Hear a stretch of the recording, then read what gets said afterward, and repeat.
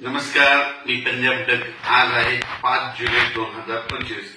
म्हणजे सांगायचं झालं तर राज्यात उद्या 6 जुलै एकादशी, मोठी एकादशी, पंढरपूरची यात्रा.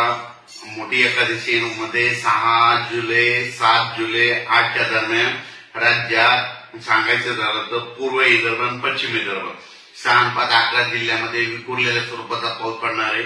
भाग बदलत पडणार आहे. म्हणून विदर्भ शेतकऱ्यांसाठी ज्यांनी पेरणी केलेली त्यांना त्या पेरलेल्या याला जीवदान ठरणार आहे.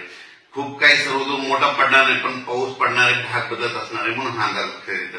म्हणजे सांगायचं झालं तर नागपूर जिल्हा, वर्धा, भंडारा, गोंदिया, चंद्रपूर, यवतमाळ, नांदेड जिल्हा, हिंगोली जिल्हा, वाशिम जिल्हा, परभणी जिल्हा, त्याच्यानंतर बुलढाणा जिल्हा, त्याच्यानंतर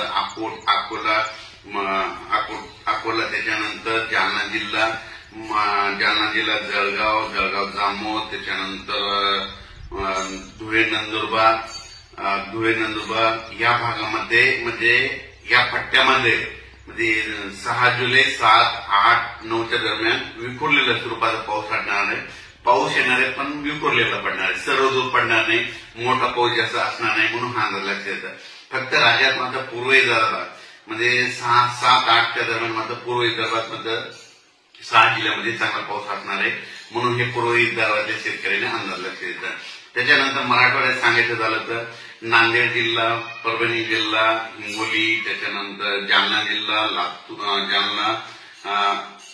लातूर, बीड, धाराशिव या जिल्ह्यामध्ये मात्र असा खूप काही म्हणजे सर्वदूर पाऊस पडणार नाही. भाग बदलत पडणार आहे. जिकडे पडला तिकडेच पडेल.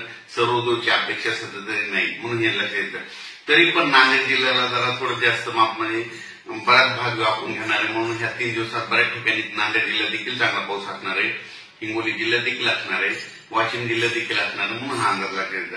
त्याच्यानंतर परभणी जिल्ह्यात देखील बऱ्याच ठिकाणी म्हणजे जवळपास सर्व परभणी जिल्ह्याच्या जवळपास 70% म्हणजे भागामध्ये चांगला पाऊस पडणार आहे. म्हणून परभणी जिल्ह्यासाठी आनंद